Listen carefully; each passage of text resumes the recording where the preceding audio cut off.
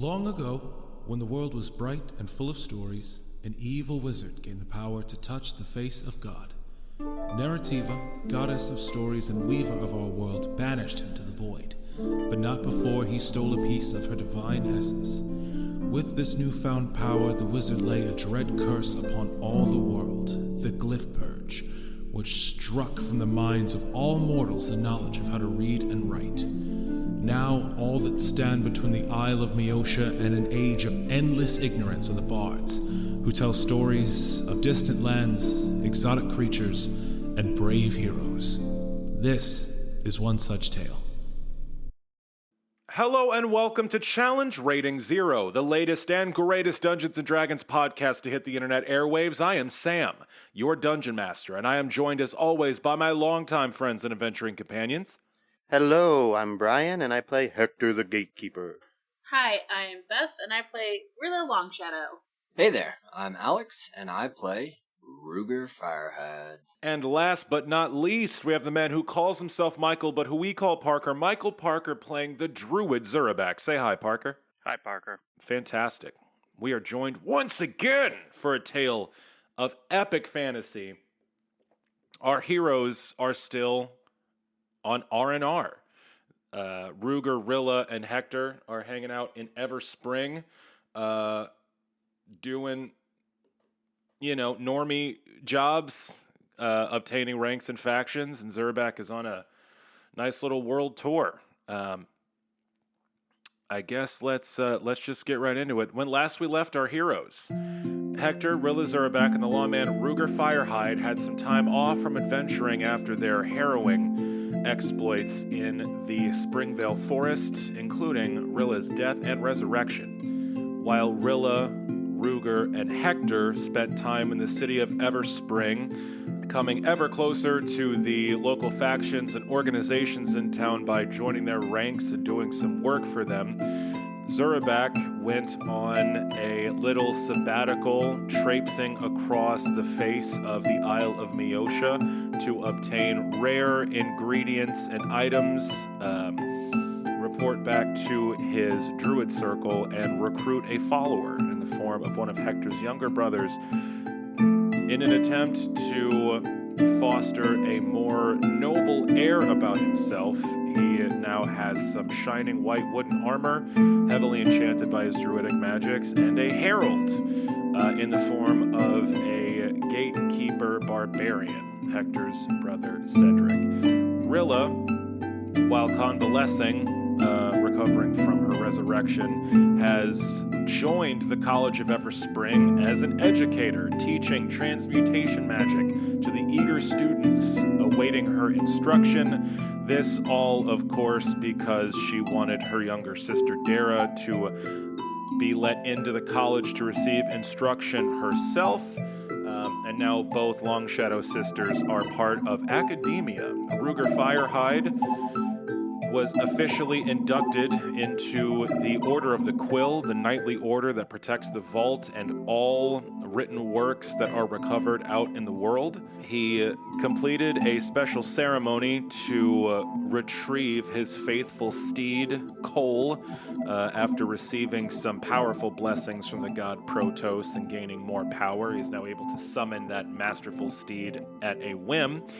And Hektor, the Gatekeeper, Keeper of the Gates, has officially been named a curator of the Hall of Whispers, going so far as to pop over to the Ashen Isles to pick up a one-of-a-kind ancient artifact from Pretty Polly before returning to an ecstatic moonbeam and accepting his new position. It was after our heroes did these jobs that they were summoned to the Tower of the Diviner and introduced to a new organization in the city of Everspring, one tasked with counterintelligence and security and supporting our protagonists in their mission to end the Glyph Purge and fix the fabric of reality. A group of people calling themselves a conspiracy, This group consists of people our heroes know well. Lore Master Holland, Lore Master of the Arcane for the College of Everspring. Pockets, the leader of the Turnkeys, who are working on the Cypher Golem skull retrieved so long ago. Captain Kurz, the Scrivener of the Order of the Quill and Captain of the Town Guard. There was also the Diviner herself, and Colt, the runner, who our heroes rescued from the elves in the Springville forest. And we left off last time with our heroes being informed that this small organization of powerful people in the city of Everspring is going to be taking charge of increasing security, prepping the city for an upcoming battle, and fighting off any attempts for spies and assassins to take hold in the city. Our heroes were informed that already a pair of spies for the Stricken's cult were discovered and taken into custody. And because of that, this conspiracy is now in touch with our heroes via their protagonist badges. Can be contacted at any time as if with a ring of communication.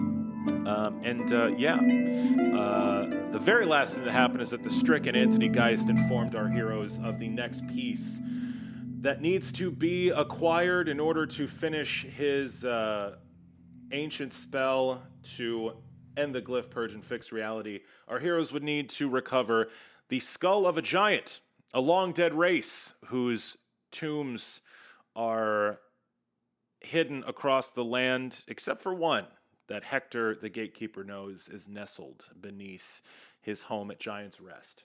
So, we will begin our story today with our three protagonists, Rilla, Ruger, and Hektor, as you leave the tower of the Diviner, having just gained all of this information, having been introduced to the conspiracy, and having been told what the next arcane artifact you need to recover is. It is noon on a clear, lovely day. The city of Everspring, in its rainbow hues, is singing with the music that plies its streets 24/7. People are bustling about. What do you three do? Hector goes to his room, takes off his protagonist badge, sets it somewhere safe inside of his room, and then goes to seek out the Hilltopple sisters. Fantastic. You stuff your protagonist badge underneath your mattress in your room in the College of Everspring, and you head out to find the Hilltopples. They are easy to find. They're drinking at everyone's favorite bar, the Crooked Stool, where you feel tipsy even if you're sober. They are clinging to a couple of bar stools as they drink enormous mugs of ale. The halfling sisters turn as you enter the bar and wave you over. Helga and Olga seem tired as you walk in. They've got bags under their eyes, and they got a little hunch to their shoulders. Ladies, how have you been? Olga, the raven-haired Hilltopple sister, looks up and says, "Things could be better, Mr. Gatekeeper. I'll be honest. When Helga and I came to this city, it was to stand guard over the stricken as he was locked up in the dungeons in Grotmire. But it seems lately he's gotten permission to come and go as he pleases. He spends less and less time in his cell as he's gallivanting around with you protagonists all over the island. Our original goals are no longer in sight." And Helga, the red-haired sister, says, "But, things could be much worse. We've actually started just kind of working at the dungeons down there. Those Those dwarves need all the help they can get looking after their prisoners. We're actually just prison guards now, just regular prison guards. The pay is pretty good, so not all bad. Well, that's good. Maybe another opportunity will find its way to you at some point. And Hector puts his hand up to order his own giant mug of ale. You receive it. Just before Hector picks it up, he's going to attempt to subtly cast message. Okay. Yeah, I believe the way message works is you cast it and you whisper and no one can hear it but the recipient. So yeah, you're good. I'm just trying to make it not look like I'm casting a spell. Yeah, but... sure. You're able to mask that under the motions of you like picking up your drink and holding it up to your face. You're fine. What do you? And yeah, I make the motions of chugging the whole thing, and as I do, I whisper my message to each of them. So, I need you both to keep this quiet. That's why I am relaying it in this manner. We have recently been brought in on a conspiracy involving some of the most important members of this community. Truthfully, most of them that I know, I do trust, but the Stricken has also been brought in on this, and I don't trust him, nor do I trust his ability to corrupt. So I want to make sure that there are those outside of the conspiracy that are aware of what's going on.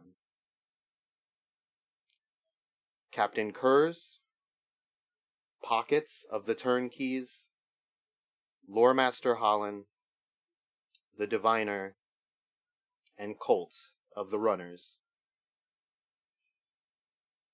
That is who have taken it upon themselves to, through secrecy, try and protect the city and protect the missions that we have been going on.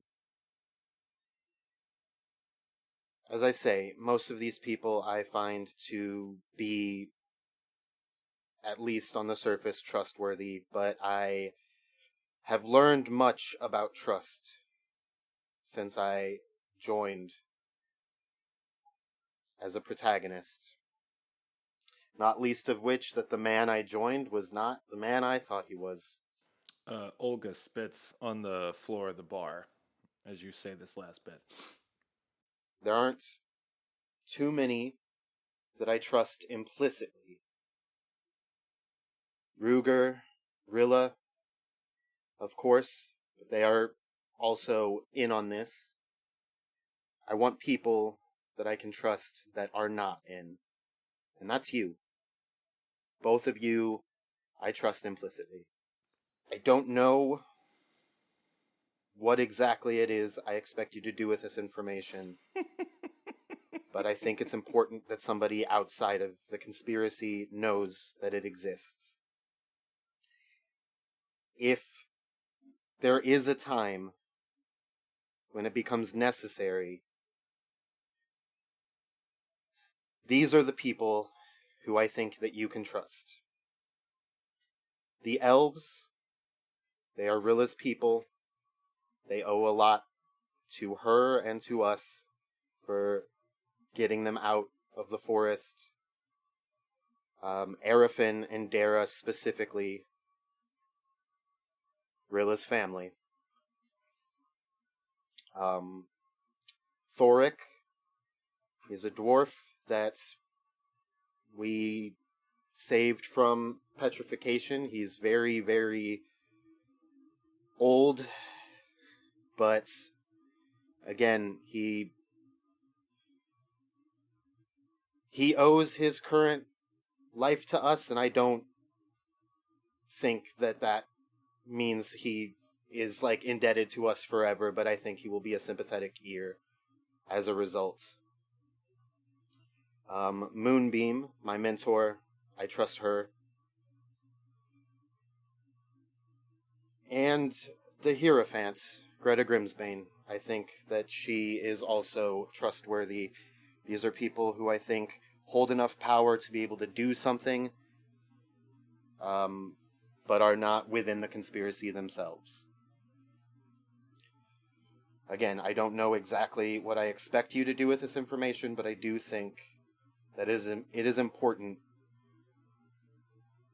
for there to be people outside of the conspiracy that know about it. By the nature of the message spell, you whisper all of this in a inaudible twitch of your lips to the halfling sitting next to you, and they're able to respond with a whisper only audible to you in turn. And Olga whispers, "This is quite a lot of information to just drop on us out of nowhere," she says, hiding her face behind her mug. Both of them acting completely nonchalant, sitting at the bar. It might be that the folks that run this town may know best when it comes to security and who knows what. But if you think it is in the interest of everything that we know about this, then I suppose we are grateful for your trust. We certainly do not ally ourselves with the Stricken's cult or any of their companions. And he is the main reason why I'm telling you. Again, I don't think that Lore Master Holland or Pockets or the Diviner have any nefarious intent, or Kurz or Colt. But the Stricken is also in on this, and the Stricken is a corrupting force.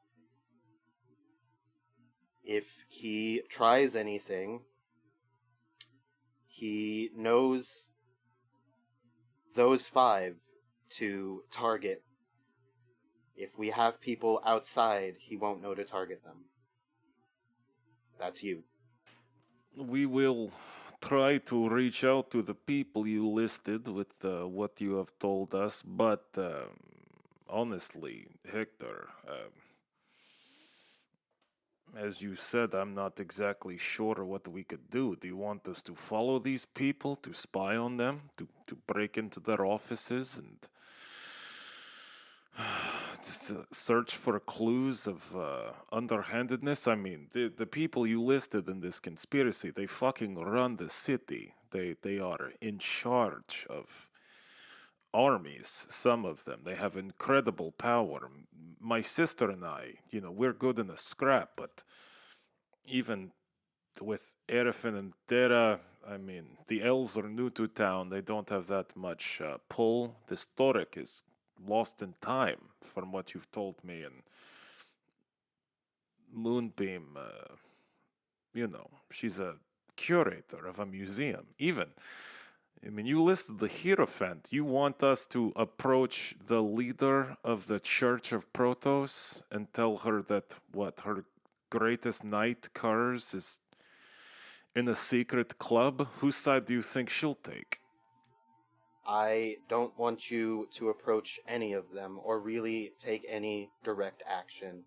I want you to be aware, and I want you to be aware of who I think we can trust if the worst happens. That is all I'm asking. Just keep your eyes and ears open, take no direct action, but be aware. Hector, you and your friends got us through the Badlands. You gave us precious moments with our mother before she passed. We will do whatever we can to help you and your mission and to make sure that the Stricken does not have the opportunity to play any more jokers. We will be watchful. In fact, we had something interesting to tell you. Now Helga starts whispering behind her drink. Yes, there was an interesting story being shared by those spies that got thrown into the prison. It's something about that Verix character. And we are going to jump. Zurabak, King of the Shocker Lizards, Champion of the Goats, among many other titles. Zurabak, you have... Say them all. you know we don't do that in this part of the show. You have just finished recruiting one of Hector's many younger siblings, Cedric, as your herald. You have paid him quite a bit of gold to follow you around and state your titles. You descended upon Giant's Rest with an airwalk spell. You've been popping around the island with your transport via plants. You are currently in the screaming wind, high altitude, and frozen air of the mountain range known as the Gate in Giant's Rest. Your newly hired herald, Cedric, says, all right, boss. I mean, I'm all hired. You got me on board. Where are we going next? And am I coming with you right now?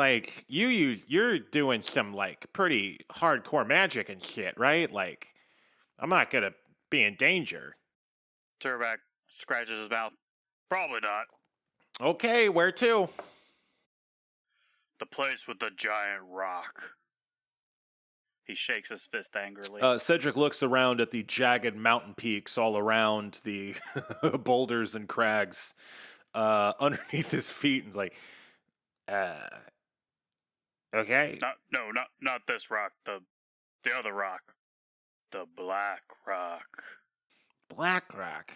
Oh, is that little town in the desert? The Raging Sands?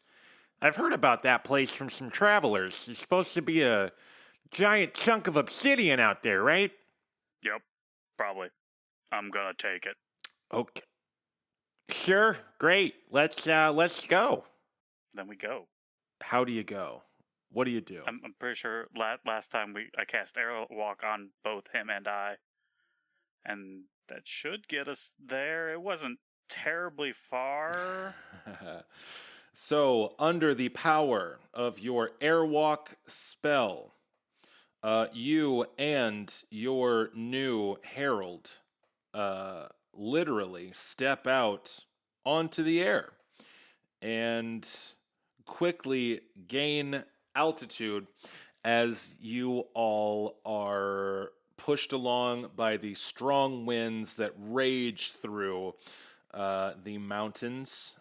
You are pushed quite swiftly out north over the desert known as the Raging Sands, a enormous swath of incredibly hot desert with enormous waves of sand dunes as far as the eye can see, being tossed and sifted back and forth by gigantic funnel clouds and dust devils, which mark the horizon everywhere you look. And Cedric is completely fucking flabbergasted by just walking in midair, just striding through the heavens. He's like, oh shit, oh god, oh by all the gods, oh shit, oh I'm gonna die. I've never been this high before. Are we gonna be okay? Probably. As long as there's no giant birds around here. He unlimbers a pair of his throwing axes, one in each hand, and starts looking around for giant birds as he strides next to you in midair. It takes a bit, several hours, but eventually the mountains fall away behind you as you get over the desert and you make your way across.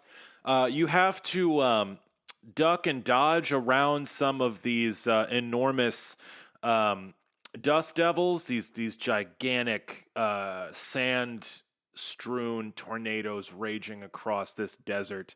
But eventually you are able to see in the distance a spur of obsidian stabbing up from the brown sand dunes being tossed around. And as you descend and get closer, the town of Blackrock starts to materialize in this giant rock's shadow. How are you approaching?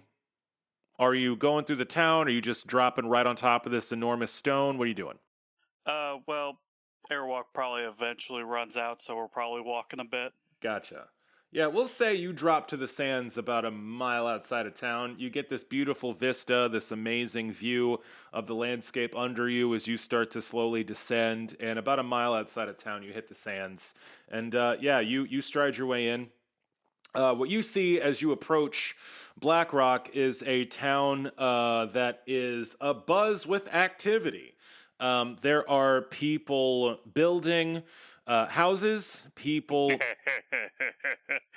Zurabak remembers knocking things over. Oh, absolutely. Yeah, you guys knocked out like a whole block. There are people rebuilding houses, building chimneys, hammering, boards and support beams together. There are people that are repaving some of the streets that wind through town, and the largest bit of construction you see is the town inn, which was completely immolated the last time you were here, is being painstakingly rebuilt. A solid stone foundation has sprung up, some 5 feet tall, with big black chunks of obsidian cut into bricks. And it looks like they've turned it into like an open air sort of common area with big tables inside on this ground floor while they're building up the rest of it. Everyone stops as you pass and looks at you. Some people wave pleasantly and excitedly. Some of the townsfolk wander into the street in your path as you make your way into the town, and Cedric says, Just let me know when, boss. Should I go now, or do we want a more dramatic place? This is good. All right. Cedric clears his throat and takes 2 steps in front of you and says, Behold, townsfolk of Blackrock, you have the honor of gazing upon his lordship, King of the Shocker Lizards, Champion of the Goats, Emperor of the Rats, Duke of the Isle of Neho, Zurabak the Unburned. And he bows deeply and raises an arm to indicate you. What are you doing? Nodding approvingly. Fantastic. Yeah, he opens like one eye to look at you to like see if that was good. And you nod, and he looks satisfied. And everyone around, all these townspeople in this like small town under this giant chunk of obsidian, they kind of like look around like they're not sure what to do, and a couple of them just start clapping because they don't know what else to do. Okay, I guess we're clapping now. One of the townsfolk comes up and says, "Well, hey there, friend. You're one of those folks that helped us with that fire." Yep, I knocked over that building, and that building. Well, it's a damn good thing you did. That's what saved the whole town from getting burned up. Look, we still really appreciate it. I didn't think we'd see any of you folks again. I thought you had a business up in that big city up north. Yep, that place is awful. Well, that's good to hear. I was thinking of moving up there. A couple of us actually were thinking about getting out of here and trying to head up north. We got a runner in town just yesterday saying there was some trouble brewing. They'd need all hands. But, well, there I go babbling again. What brings you to town, friend? I need me some of that rock. This townsperson looks over their shoulder at the giant spur of sharp obsidian that looms over the town, protecting it, acting as a windbreak against all the raging storms. Says, well, there's plenty to be had, I guess. You just go and get you some. I don't think anyone's going to stop you. Indeed. As I walk towards it. Bye, friend. You walk a couple blocks through town and get to the face of this enormous, gleaming, jagged, black stone, some like 200 feet out of the sand, just towering over this town, leaning a little bit over it, sort of like a lean-to. But yeah, it towers above you, gleaming. What do you do? Oh, I get out my spell list and try to remember what I was going to do. I can't wait. This counts as rock, right? Yeah, Or stone? Yeah, it's stone. Yeah, I'm gonna stone shape me a spear. You are going to utilize your druidic magic in the form of the stone shape spell to craft a chunk of this material into a spear of obsidian. For stabbing. Fantastic. Yeah, you do this expertly. It is no problem. I assume it has no moving parts. It has no moving parts whatsoever. You place your hand upon this gleaming black stone, and as you do, parts of it melt and fall away, making what looks like a bas relief of a spear, which gets deeper and more prominent until finally a long length of this stone falls into your hands, perfectly crafted, a long, solid handle with a good grip, nicely textured, and a wickedly sharp point. You now have in your possession an obsidian spear. It is heavy, but it feels good. Heavy is good. Cedric just whistles behind you like, wow, that's pretty impressive. I love the way it catches the light. That's it's definitely a showpiece for sure. Yep. Met this rock with a crazy guy on it. I knew we had something special. You can't quite be sure, Zurabak, but you think on the very edge of your druidic senses that the rock agrees with you on some level. You're not sure how you know, but you just know. And Cedric says, "All right, boss. What's next?" Let's go to the end. I tire. Does someone need to Also, sleep to get their spells back? I don't know what plants are in town. Excellent. You and your herald go into the inn, which is being slowly rebuilt, for some rest and relaxation. We're going to jump back to the city of Everspring. Ruger Firehide. Yes. You are a full-fledged member of the Knightly Order of the Quill. You've been spending your time visiting the vault, considering your shock last time at the complete lack of potent security measures. I assume you're giving the knights some shit to think about as far as like improvements to security to the vault. Would that be fair to say? Yeah, that's fair to say. Is there anything else you're doing with your free time before your next adventure? Is Rilla available? I would assume so. Rilla, are you available to have a scene with your friend? Sure. That's fine. Well, I don't know. Zurabak's gallivanting around the world, and Hektor's Yeah. I don't have conspicuously shit. absent. I have literally, like, nothing planned. So, by all means, Rilla is lounging and recovering. And maybe hamming it up a little bit to get extra, like, pampering. Oh, for sure. Yeah. The the medical facility here, which is run in part by Shira, Ruger's ex-wife, is a amazing top-of-the-line facility, and you, as a prominent VIP, are receiving the best in care. And basically, when you're not giving lectures at the university, you're just, bed rest. And that would be the perfect setup for Ruger to come visit you as he's making his rounds in the clinic using his healing abilities, his lay on hands to help cure the sick and wounded. So, Ruger, you wander across Rilla's suite as she is recovering. Cool. Well, howdy there, Rilla. Oh, hello, Ruger. How are you? And she kind of like flings an arm, like a hand over her face, like she's super sick.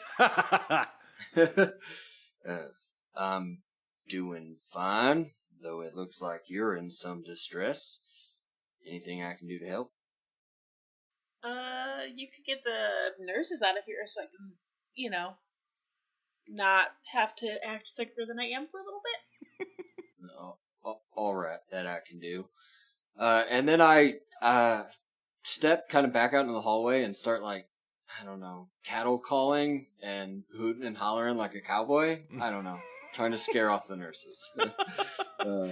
They roll their eyes at you and nod, and then they give a sympathetic look to Rilla, and the 3 nurses in here file out.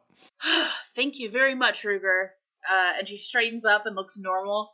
I like the hospitality here, but I'm getting tired of acting. I have to do with the break. What's up? Well, if you want a break, I'd be willing to sneak out of here and we could grab a drink somewhere, have a Ooh, chat. I like that. Sure. Well, you could probably just shapeshift into a nurse or something and get out of here. I'm gonna skedaddle the old-fashioned way. I'll meet you at the Crooked Stool and call it 10. Sure, that sounds fun. And instead of impersonating a nurse, Rilla just like opens a window and flies out as a little dragon. Why not? God damn it. Ruger shakes his head once more, realizing how confined he is by his lack of imagination. Skedaddles the old-fashioned way to the Crooked Stool to meet up with Rilla. Fantastic. Yeah, in a very short amount of time, Ruger, you roll up to the front door just as Rilla flies down from her perch upon the roof, you all enter the Crooked Stool, and there's a bartender cleaning a glass behind the bar, and he serves up some drinks. I order a drink. Probably just a mug of ale. I also order a shot of whiskey. And like one of those, I guess I'll call it a charcuterie board, but meat, fruit, bread. Yeah, plate. you get a lovely sampler platter along with your drinks. Lovely. And then I go to the booth. I set the whiskey off to the side, and drink a little ale, and then after settling in, I lean over to Rilla and I say, all right, I've been, pun unintended, dying to know this. Rilla, I gotta ask, what was dying like? Do you mean like the process of bleeding out and dying, or like what, like? Because that hurt, like, a lot, Ruger. No, yeah, I could, to some extent, wrap my mind around that part. Though I gotta admit, at the time, you were wearing a Hydra's body, and that's stretching my limits. But, no, I'm more curious about the after part, the great beyond, or whatever. What was that like? Ruger, I mean, I remember some things, but I don't know if what I remember is actually death or just like, the final spasms of my brain. But I seem to recall seeing my family, seeing my ancestors, seeing my parents, and kind of like an overall feeling of contentment, maybe. Not happiness, but like feeling like things are all right. Like sinking into a warm bathtub. That's about it. And Rilla gestures for another drink. What is Rilla drinking? What would Rilla not be allowed in a hospital? Any alcohol, right? So just something heavy. She's been drinking wine, but I think I think she's like progressed to something more. I'm trying to think like what is like an LV heavy drink. Mead. What do? Mead. Yes. Well, that just throws honey in it. That's still wine. Tasty as it is. I don't know, vodka. Yeah, I was thinking maybe vodka or gin, something a little stronger. Let's go vodka. Yeah, you're drinking a lovely vodka martini. There you go. That sounds fancy. Nice. Well, Ruger hears Rilla's response. And I gotta be honest, that's a great answer for Ruger. And so he kind of leans back in the booth a little contentedly for a second and just sort of smiles. And then quietly thanks Rilla. And then says, so anyways, how about that conspiracy, huh? What is Hector doing? Like, I mean, should we be monitoring this? I don't know if I feel great about letting him take on, like, quote unquote, leadership abilities here. I mean, you know? Hector's certainly been evolving towards the role, and honestly, out of our 2 missing companions, I'm more concerned about the obvious one. I mean, what is Zurabak up to? I mean, I'm just kind of glad he's not here for a while, but you are right. The piece is gonna be, we're gonna pay for it later, one way or the other. And if not us, who then? You know, like when he's here, I can see who's suffering.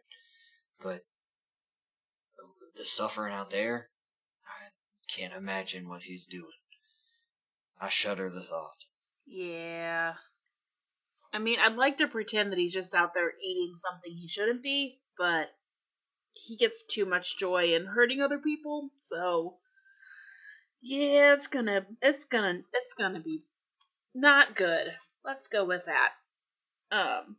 But like we can't stop him either. Like how would you stop Zurabak? Planting my axe in the back of his head would be one way to do it. And then I take a long, uncomfortably, long drink, and let that hang in the air for a second. But I guess, other than that, channel his direction, you know? Keep him focused on something that will entertain him on a primal level, but that's also, you know, on mission, if that makes any sense. Pointing him at someone to hurt. Do we need to have a contingency plan for how we're going to kill Zurabak if need be? Or is that too Oh yeah, I too have strong? a plan. And that was what I just mentioned. Planted this axe in the back of his skull. Distraction? And hoping for the best. Yeah, I don't know if that would work, was more what I was thinking. That dude is hard to kill, He it seems is like. a crafty sort, but I don't know. There's 3 of us and 1 of him. That's gotta mean something, right? It is at this point, as you all cogitate the horrific ramifications of allowing Zurabak to stay alive. We're going to hop back to Hector. Hector, you were having a conversation with the Hilltopples. Yeah, they just said the name Varix. Indeed, they did. So, Hector, still trying to keep things on the down low. It's a struggle when he hears that name. Helga whispers to you, the members of the Stricken's cult that were taken into custody, they were questioned. We were not there for all of it, but they shared a bit of a ghost story about Varix. It is not a pretty tale. Apparently, he was recruited from a very young age into the cult of the Stricken, and trained as a weapon against the cult's enemies. But he suffered a great tragedy in his childhood If what these prisoners whispered in the dark to each other can be believed, they hold this man in very high esteem. The story they told was of a boy whose parents were driven from the freeholds when their village found out they worshipped the stricken. They were banished and marched into the Badlands when Verix was a very young child. They tried as best they could to find the rumored secret enclaves of the Stricken's followers in that horrific and deadly landscape, but it took them quite a while. They had to scavenge to survive for nearly a year. And apparently, Verix's parents told him to never make a sound, not one sound.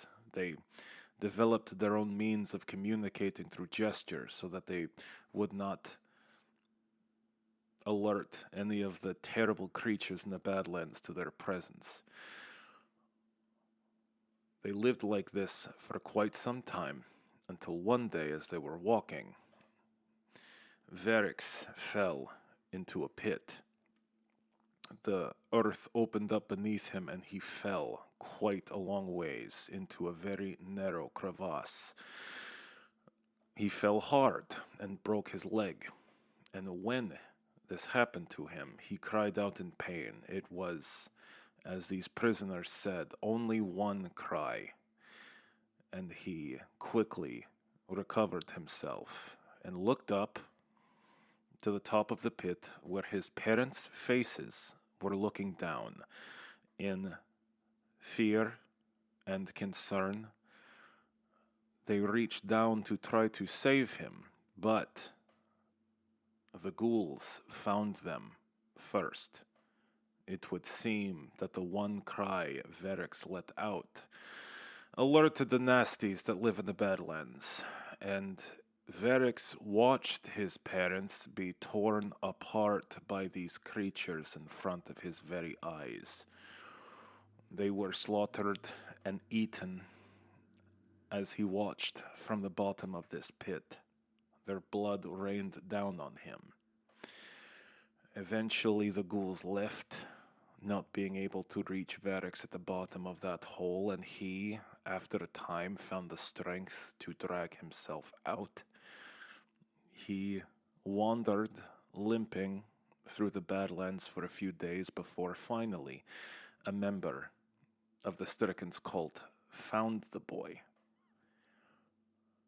brought him into the fold. These prisoners say the reason why Verix sews his mouth shut is to make real the promise he made to his parents to never make a sound again for the rest of his life.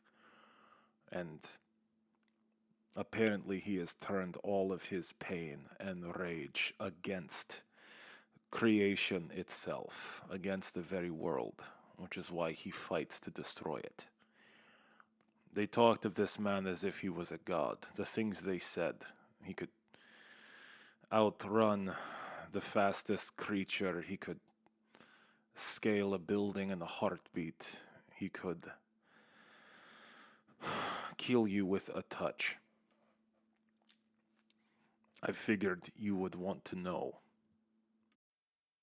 This is why I always preferred stories. Villains are easier in a story. It's a sad thing. If it is true and not just a legend, then yes, it is terrible.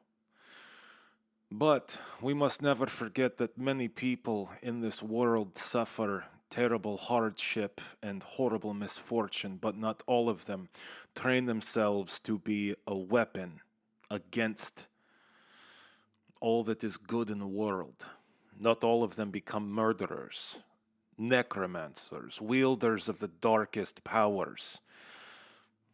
Do not let this story soften your resolve to destroy this man if you find him. I only wished to give you some leverage against him. Maybe if you can pull at his heartstrings, he might hesitate in a key moment.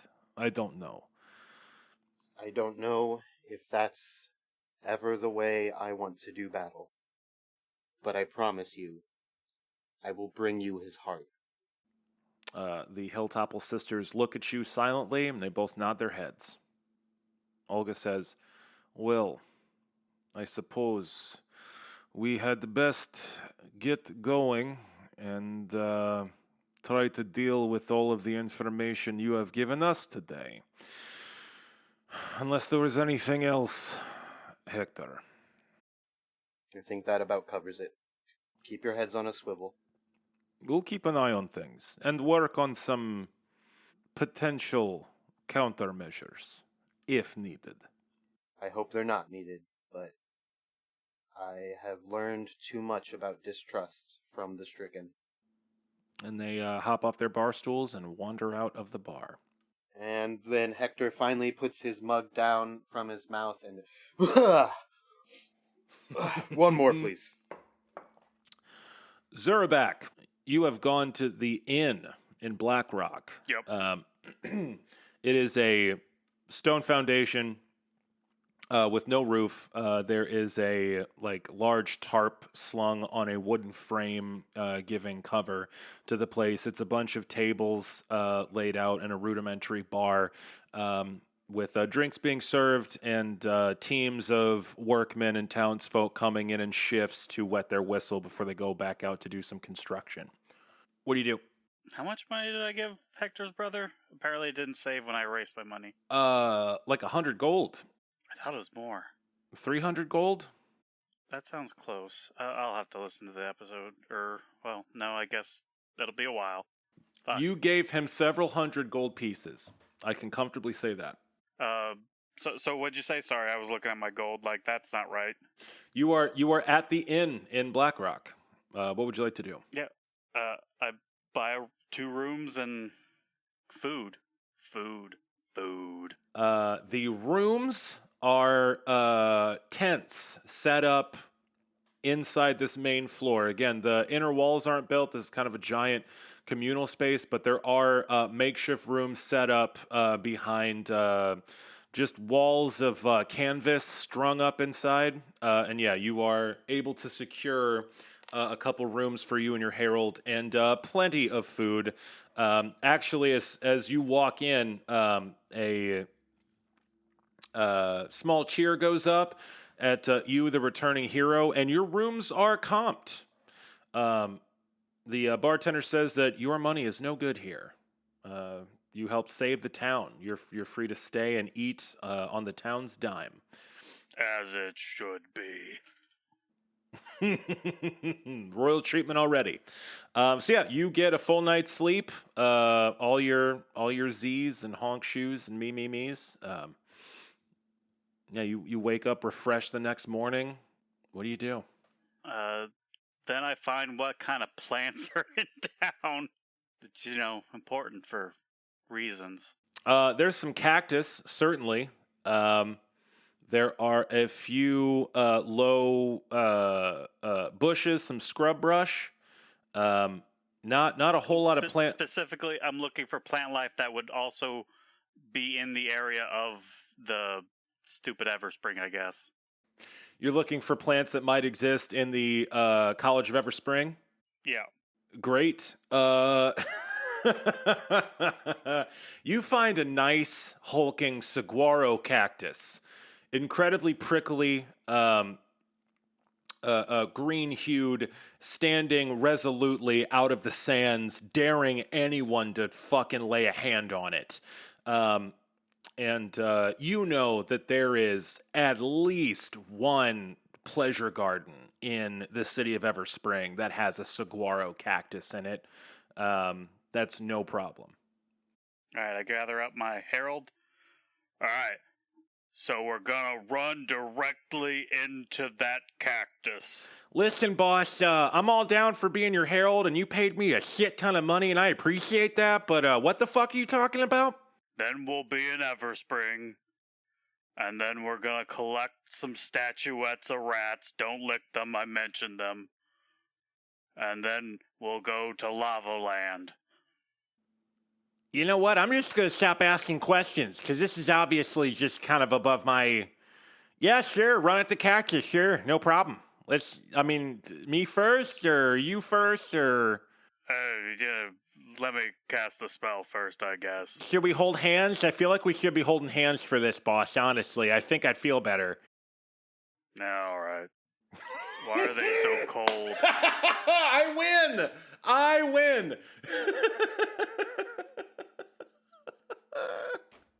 And I cast transport via plants and end up in this poor person's garden. You cast transport via plants as you hold hands with your herald, Cedric the Gatekeeper, and you rush headlong into a saguaro cactus.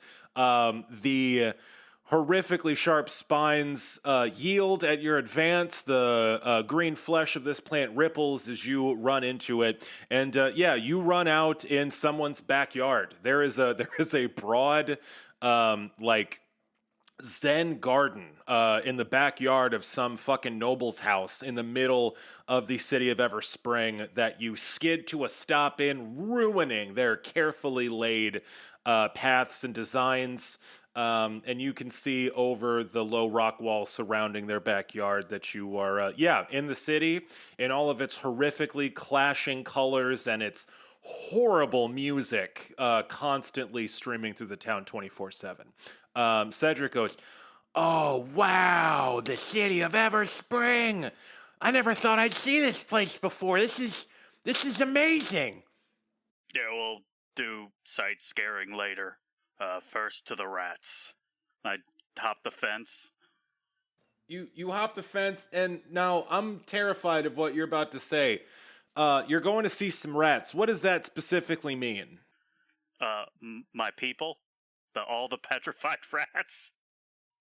I'm Christ just going to go collect them. Christ in heaven. You are Oh my God. Are you telling me you're going down to Grotmire where Whiskers, the former king of the rats, kept his little hidey hole, and you're gonna go just get a bunch of the petrified rats? Yeah. Oh my God. Yeah. Well, yeah, you do that.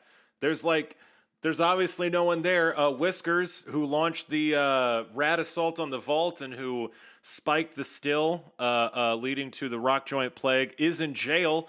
And his little hidey hole has fucking, I don't know, police tape around it, so no one else goes in there. And yeah, you gain access perfectly fine.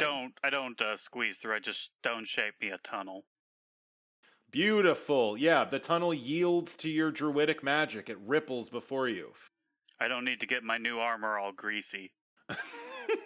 You find yourself in the Warren, a horrible, piss-smelling hidey hole in the stone of Grotmire that is covered with a pile of garbage, a huge pyramid of petrified rats. These poor little creatures that have succumbed to rock joint before an antidote could be made, and a small throne of garbage in the corner. And Cedric covers his nose and says, "All right, I'm not even gonna fucking ask what's going on in here." Little dwarf man lived here, then he brought disease to everybody. Now he lives in jail.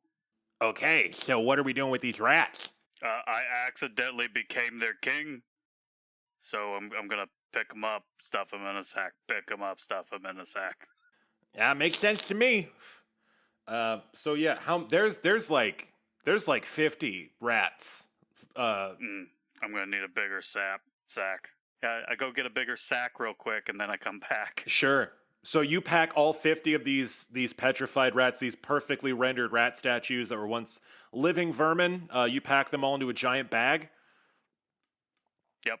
Fantastic. Yeah, your loyal subjects await your ministrations, and yeah, you pile them all into a gigantic bag that is just at the limits of your strength to carry.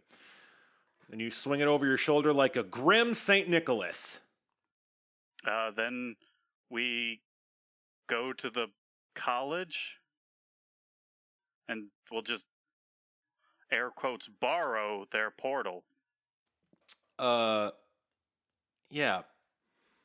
That's totally fine. The guards know your face. You know exactly where the portals are. They're basically set aside exclusively for you and your friends' use. You meet no resistance as you make your way through the college and hit up one of the portals. Where are you going? To Bernie Land. You head to the Ashen Islands, where your not sister, the queen, holds court over all of the pirates and the enormous animals and dinosaurs that hold sway there.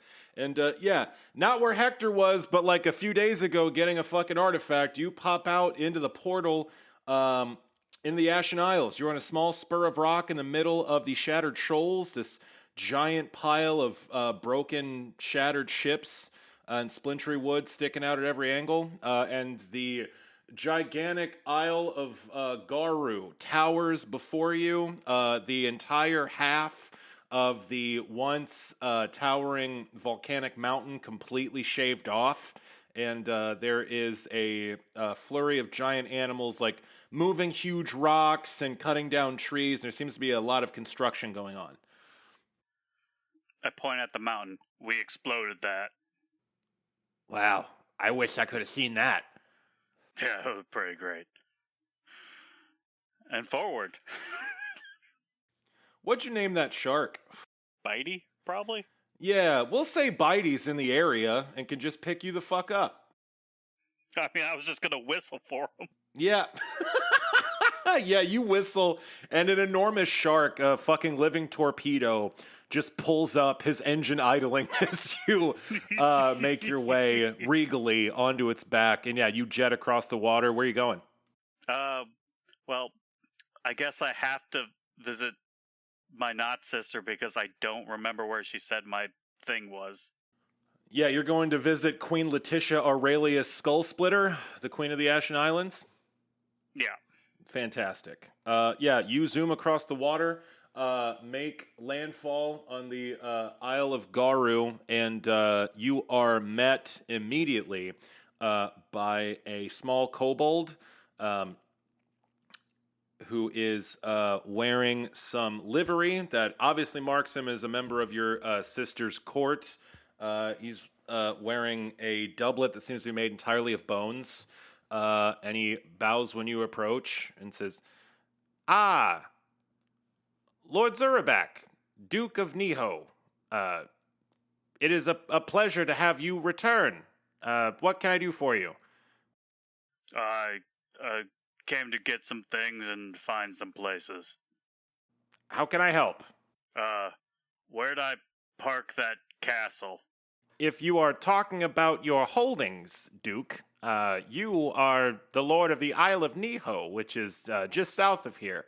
And he raises a small clawed hand and points to a, you can see in the distance, just on the edge of the horizon, a small, like, strip of black rock that is hanging over the churning seas out here in the Ashen Isles. There seems to be like a bit of smoke or some sort of gas like oozing up from it. The menacing building over there? That entire island is yours, Duke. Ah. Alright. Also, I need a fancy cape. Where would I acquire one? Well, I'm sure that your servants would have appropriate clothing for you at your keep. I get a confused look, and then I look over at the herald. Cedric shrugs, but the small kobold in front of you says, "In case you didn't remember, Pretty Polly and Mrs. Fisher were..." Big one. Got it. "Yeah, they were designated as your servants. They should be on that island now. I'm sure they'll have something for you." Ah, yes. All right. I'm gonna get back on my shark now. Boom, boom, boom, boom, boom, boom, boom, boom, boom. Yeah, you get on Bitey's back, and it careens over the waves. Very soon, Zurabak, you find yourselves closing in on your dukedom, the Isle of Neho, which is a shithole. You can tell while you're still hundreds of feet away from it, there is a rank reek of sulfur. And that smoke you saw pouring out of the island, you can see as you get close, seems to be a sort of yellowish gas that is spewing into the air. As you get closer, you see that Neho is a chunk of volcanic rock that is like maybe a mile across. There does not seem to be any plant life on this tiny island. There are, however, a huge variety of these giant rents and chasms and cracks and openings in the stone, all of which are just pouring clouds of sulfurous gas from the bowels of the earth into the sky. As you step onto the island, you see a few puddles of what has to be toxic water bubbling up with bits of gas coming up with every bubble. And there seem to be actually like a few dead fish, jellyfish, a couple sea creatures unfortunate enough to be washed up on this island that are just dead and rotting in some of these pools. In the center of this island, there is a sorry excuse for a keep. There is a low, sprawling stone structure, 1 story tall, that is sort of hulking behind a like 15-foot tall wall ringing it. There is a wrought iron fence marking the opening to it that has been fashioned into the shape of a skull that splits open as the gates open, and just inside this wall, in front of this low stone keep, you see 2 familiar faces.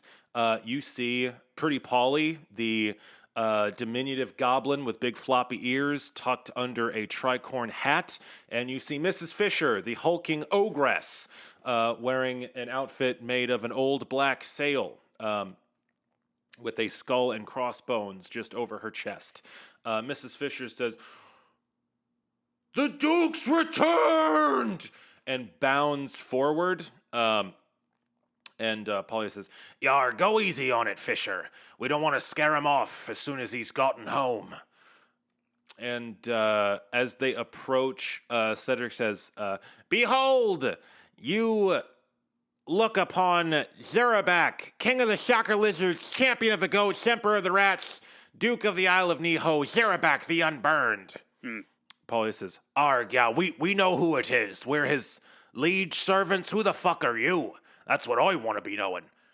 He's my herald. He shouts my name. It's pretty great. Yarg, I suppose you'll be needing one of them at that.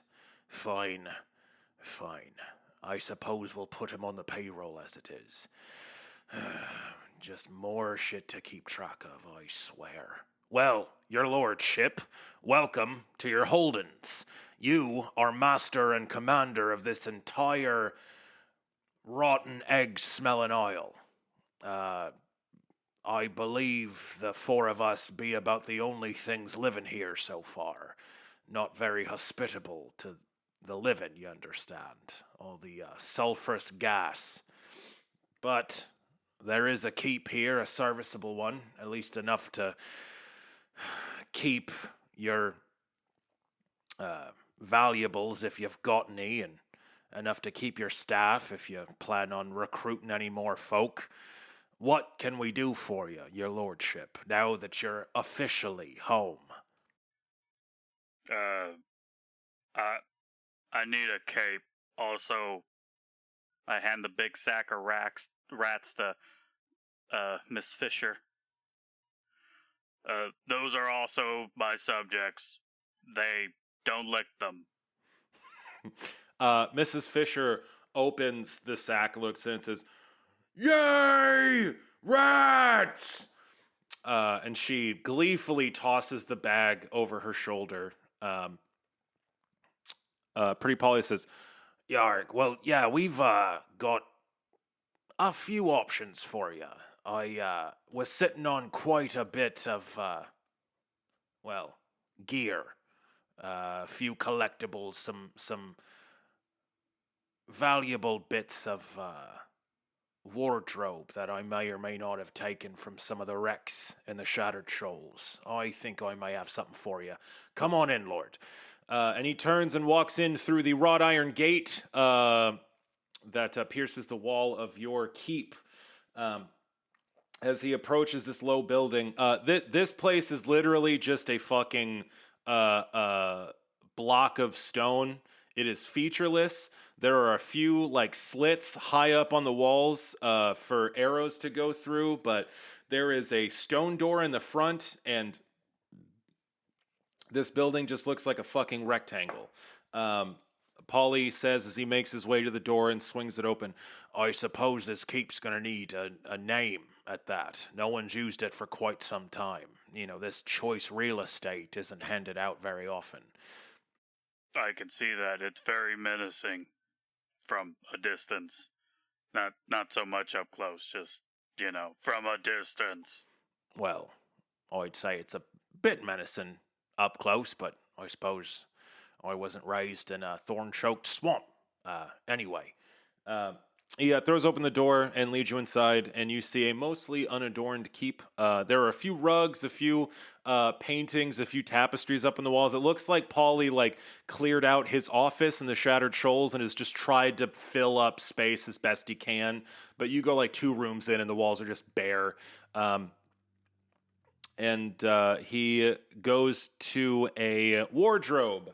A large piece of wooden furniture completely out of place in this black stone keep, and throws it open, and you see a selection of very dramatic cloaks, cowls, and mantles inside. And he says, well, I've, acquired a few rags here and there, a few interesting bits and baubles. What are you looking for, your lordship? I need something to match my new armor and make me regal. So, have you finished crafting your new armor? Has that process been completed by now? Yeah, I just have to cast iron thingy. Fantastic. Describe to me and the listeners what your new armor looks like. It's white. Hold on. Where'd it go? It is a breastplate, if I remember correctly. Is that right? Yes. It is a wooden breastplate made of the wood from bramble. Because it matches. It's a nice clash of my darkened skin tone. Sure. It's got spikes and shit. Okay. I also got a shield now with spikes and shit. Okay, so you are currently wielding and clothed in a spiked breastplate, which includes some pauldrons, some gauntlets, and some armor plates over your boots. And you have a round wooden shield, all of which is made out of bone white wood and covered with vicious spikes. Yep. And when I cast ironwood on it, it'll be good for a couple days and just be generally, mediocre. Polly looks you up and down and says, well, you do be quite intimidating, your lordship. Let me see what we've got here. He looks through. He pulls out a giant red cloak with a flaring stiff collar and holds that up. It's like, this is a bit dramatic, but it moves well in the breeze. It's quite a statement. We've got this. He reaches back into the wardrobe and pulls out a what looks like an old sail. It's very similar to what Mrs. Fisher is wearing. This big black garment made of sail canvas, except instead of a Jolly Roger, a skull and crossbones, this has a skull being split by a cutlass. As the sigil on it, it is black with this white emblem. Like, this is a bit more, high seas matches the tone of the place. Not sure if it's quite your speed, but it would show your connection to the skull splitter throne. And then let's see what else we've got here. And he goes in and pulls out one last garment, a stark white mantle. This is like a large garment that's made to wear over all of your clothing. It is bright, shining white with a gold trim. And it's got clasps in the shape of two screaming faces, two screaming human faces that are also made of gold. And he says, "This is well, a unique bit. I'm not sure exactly if you'd be able to wear it, your lordship. It's meant to go over everything, though I suppose your spikes could just ram right through. Might get a little tangled, but this is what we have. What would you like?" Oh, boy.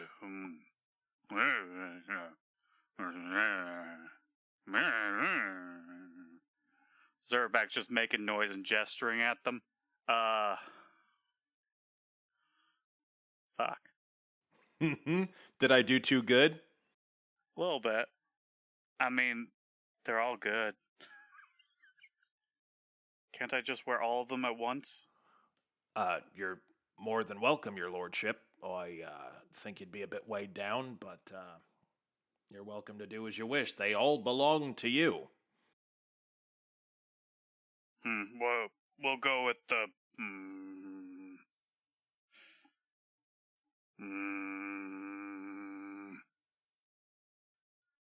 We'll do white on white for now, and then see how I feel later. As you wish, your lordship.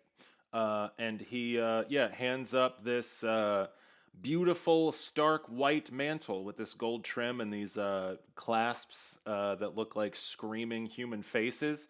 This giant mantle completely covers you from the neck down. It's supposed to be this like big, encompassing, garment that completely enrobes you. But as you put it on, as it's thrown over you, the spikes of your armor do pierce it, keeping it firmly in place and giving you a very dramatic look. You're now wearing this mantle with like your pauldrons shoving giant spikes through the shoulders, the spikes on your breastplate sort of piercing out the front of it. And it doesn't look bad. It looks incredibly menacing.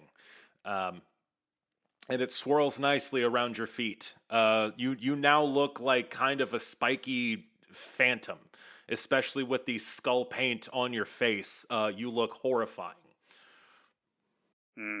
Yes, this will do. Now I need a headpiece. Polly cracks open that wardrobe and says, "If you're looking for a headpiece, I've got plenty for you. Got a lovely tricorn hat here, like the one I wear, very nautical. I've got a skull of some sort of sea beast here, might do well. I think this one might be from your neck of the woods, actually." He pulls out a crocodile skull, which is large enough to fit over your head, though the giant mouth parts are going to stick out pretty dramatically. It's fashioned so you can see through its open mouth with rows of fangs above and below. Yep, that's the one. Fantastic. You have a crocodile skull headpiece. You look like the ghost of the swamp. You look like the Wraith of Bramble. Shit. Zurabak, I gotta write it down. The Wraith of Bramble. Fuck. Alright. Yep. You guys keep doing what you're doing. I do need, I need a tree. Can we get a tree here? I've heard some say that sulfur can make soil more fertile. I suppose we'll just have to look into it, your lordship. Alright, let me know what kind of tree you get, and then I can get another tree wherever I want, and then I'll just come and go as I please.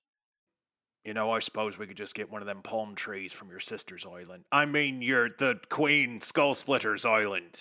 Yeah, she won't notice. We'll get right on it, your lordship. All right. I guess I should check on Snake. It's been like a week.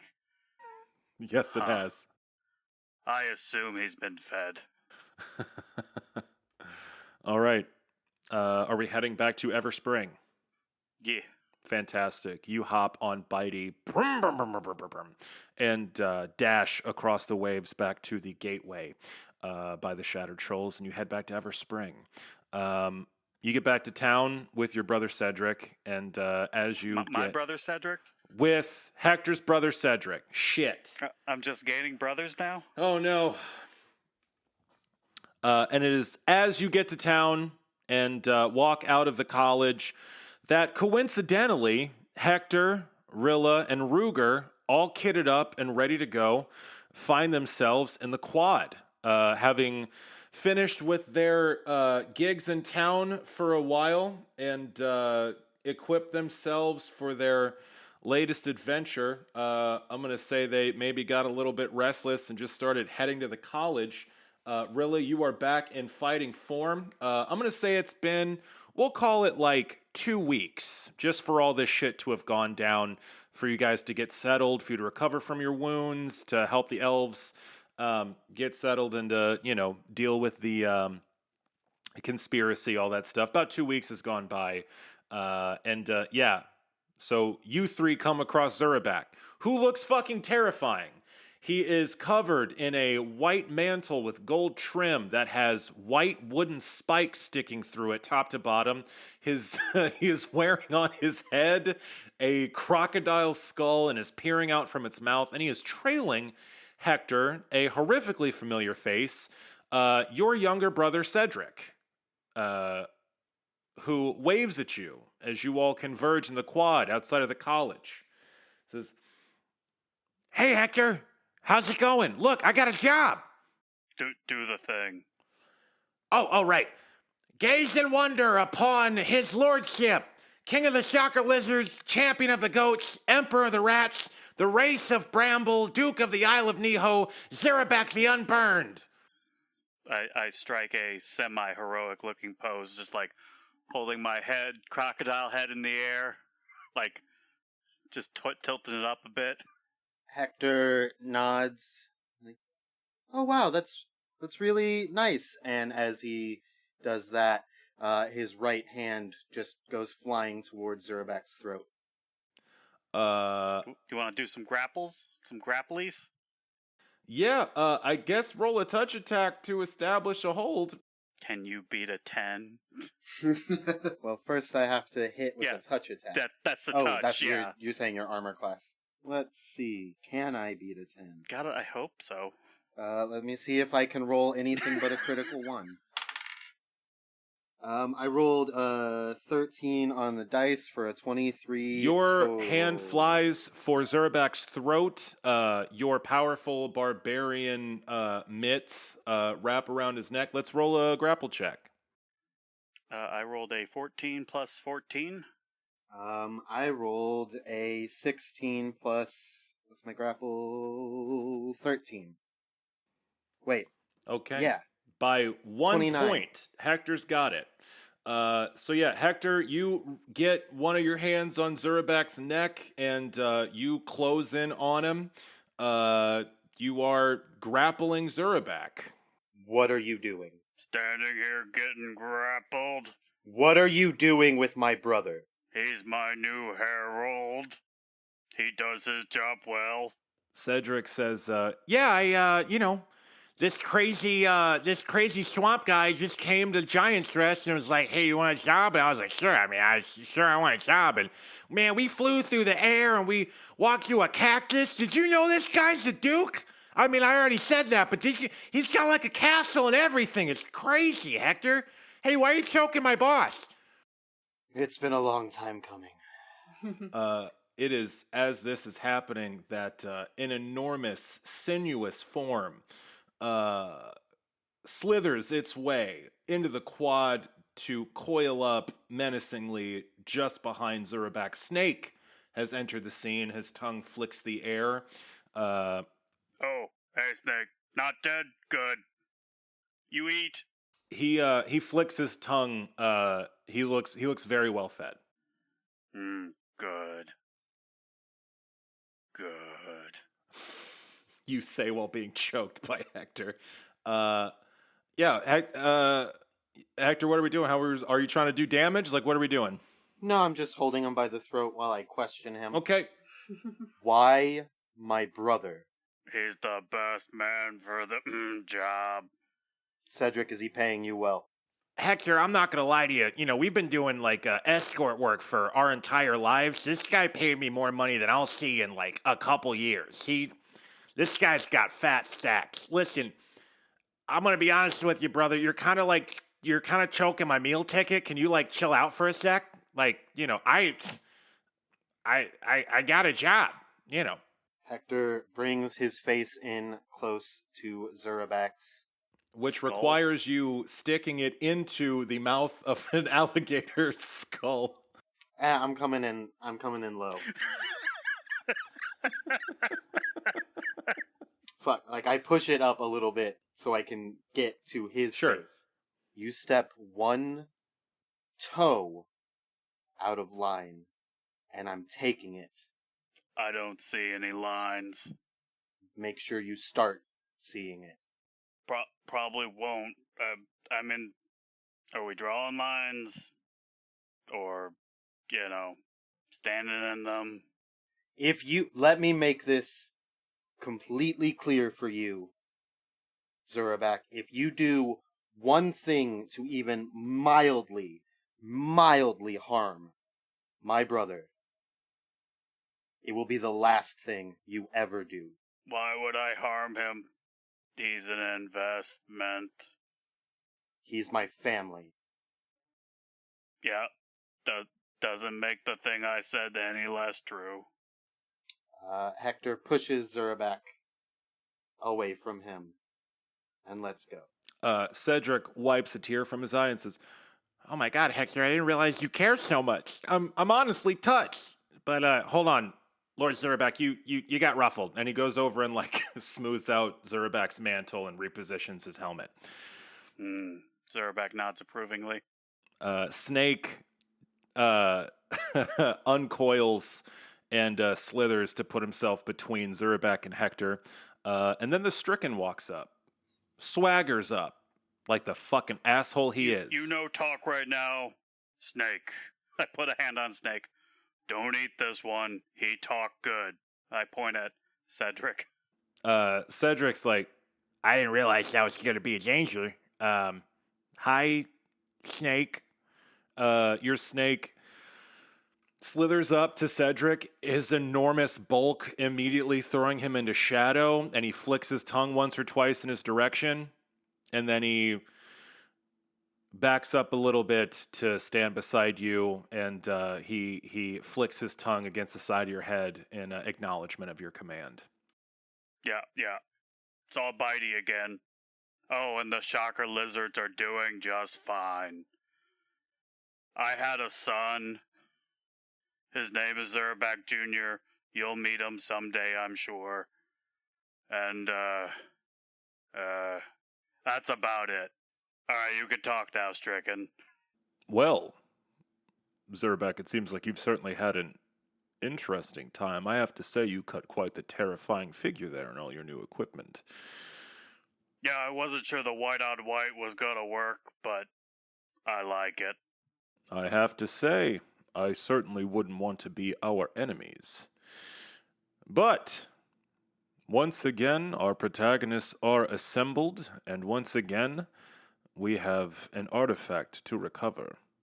We must gain the skull of a giant, which we will treat with certain special magical processes to utilize it in the casting of the spell that will fix this world. Hector has informed us that the burial ground for some of these giants, one of their ancient tombs, is actually underneath The gatekeeper's stronghold in Giant's Rest. It is there that we are bound for next. Cedric says, "Oh, shit, I just came from there. What? I gotta go back to the gate? Man, this is a jip." Cedric will not be accompanying us. But I'm a herald. I gotta go where the boss goes. This is what he paid me for. What if you meet someone and he doesn't have anyone to introduce him? They already know me there. We were just there, like, a couple days ago. All right, boss. Well, if you think it's okay for me to stay here, I guess I'll just... Wait, I want to go now. Okay. Cedric, it is taking every ounce of willpower for me to allow this to continue. You will not be accompanying us on dangerous missions. Look, Hector, I don't want to die any more than the next guy, okay? I'm after an easy buck, but I mean, for fuck's sake, all my stuff is there. Like, what, you're gonna go see Dad and I'm not? I'm not gonna walk with you into the fucking tombs. That shit's like cursed as fuck. I know better than to go in the That's a tombs. stupid idea, too. No one's gonna introduce me in the tombs anyway. Besides Snake. I'm not going on a mission, I'm just going home. I'll sleep in my fucking room for once, and then you guys can do whatever you want. Or you gonna keep me from going home, Hector? You gonna choke me out too? I'm trying to protect you. You can come to Giant's Rest, but yes, that is where you will stay. The Stricken looks over all of you and says, "Well, great. Now that the family squabbles are concluded, I suppose we can all head out? I believe one of the portals in the Circle of Standing Stones leads to the mountain range our gatekeepers are from. Let us depart." And he walks his way into the entrance to the College of Everspring. Do you all follow suit? Yar! Yep. Swing by the kitchen, then go. Yeah, they have a meat barrow just waiting for you. There's a giant side of beef and a wheelbarrow just ready for you to go. You all head up through the college to the portal in what was previously the Lore Master's Council Room, which is now just under constant heavy guard by the Knights of the Order of the Quill, who let you all in to the portal in there. You are accosted by the driving winds high up in the Everspring Mountains as you get to the Circle of Standing Stones. And Lore Master Holland is there, having anticipated your needs, and says, "Well, once again, dear protagonists, I send you on your way. I wish you the best of luck in your journeys. May the gods smile on you." And she waves her hand and opens one of the portals. Hector bows and steps through. As the rest of the party follows suit, heading off to a brand new adventure, that is where we will end.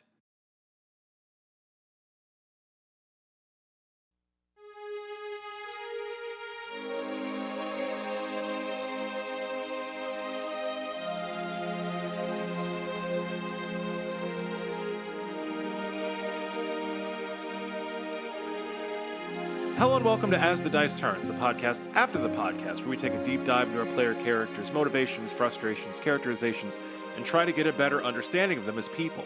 In this part of our show, we like to ask one of our heroes a question and see if we can't unearth some deeper truths about them.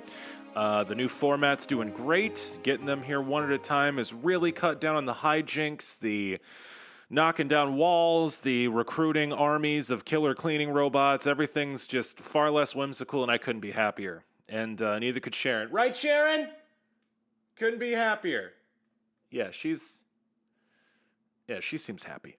So, today in the hot seat, we've got Hector the Gatekeeper, Keeper of the Gates, Bard Extraordinaire of the College of Everspring, and Curator of the Hall of Whispers. How you doing, Hector?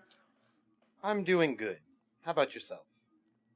Oh, I'm doing just fine, Hector. This new format's really doing it for me. And, honestly, it's nice to get the sort of, like, in-depth access with you protagonists here. I wanted to talk to you a little bit about this interesting move you're taking.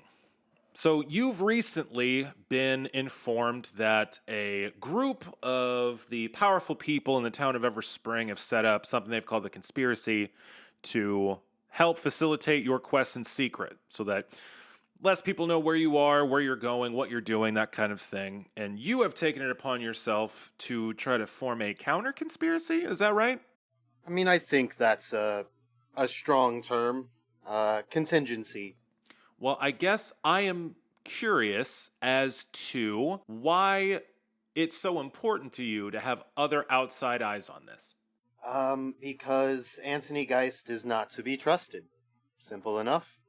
I suppose there's plenty of evidence of that, given what has happened over the course of your adventures here. This move brings to mind something that I'm not even sure if you or our listeners may remember. When you had all gotten back from the Ashen Islands and the Stricken had regained a powerful and devoted follower, Queen Letitia, you had talked to your companions about maybe starting some sort of misinformation campaign about the Stricken to keep him from gathering more followers. I think your friends were a little hesitant to take that up, and I'm wondering if this is sort of a continuation of that ethic. If by that ethic you mean the ethic of don't trust Anthony Geist and try desperately to, for once, be a step ahead of him instead of a step behind, then yeah. I suppose that makes sense. That's certainly fair. You know, it's interesting. People say that when you stare into the void, you have to be careful because sometimes the void stares back. And seeing your transformation over the course of this adventure, Hector, has been interesting. The sort of loss of innocence, the sort of constructing of defenses, emotional and psychological. This level of caution is certainly something new. What do you? I guess what's the worst case scenario in your mind as to what could happen with this conspiracy? The Stricken manipulates us all into giving him ultimate power once more and takes over the world, destroys it all, something along those lines. Well, that certainly does sound bad now that you sort of spell it out like that. I just think that I want to be able to trust in his redemptive path, but I can't. Not entirely. Not after some of the things we have seen from him. Do I think he will successfully manipulate and corrupt all of the members of the conspiracy? No, I don't think that is a likely scenario. Do I think he may manipulate and corrupt some of them, or just help move the general trajectory into something that he can manipulate for his own gain? Yes.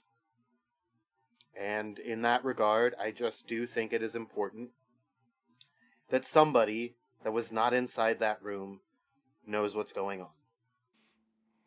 Well, Hector, I gotta say, your reasoning all seems fair to me. If I could just ask one more question. Do you think it'd be fair to characterize you and your fellow protagonists as being manipulated by the Stricken to serve his ends? The reason we are all together in the first place is because we were all successfully manipulated by him. So yes, absolutely. I recognize my own vulnerability in that regard, and that of my companions. Well, Hector, that is a level of insight and honesty that I think we've all come to expect here on our little program, and I want to thank you for your candor and opening up for us here. I certainly hope everything goes well, and I'll keep my fingers crossed for you and all the Stricken's horrific machinations. Thank you very much, Hector. I hope you have a great one. Do we have time for a hijink or an antic, though? Unfortunately, we are out of time. Sharon, you're watching the clock. We're out of time, right? Yeah, Sharon's giving us the red light. So that's going to do it for us here at As the Dice Turns, the podcast after the podcast. But what about the hijinks? Sharon and I would like to thank you for listening to our little show, and as always, keep those dice turning. Just hijink-free dice. Hey there, dear listener. Sam the DM here, checking in with the credits at the end of the show. Challenge Rating 0 was edited by the incomparable Audius Prime, aka Matt Sims. You can find more of his work at audiusprime.com.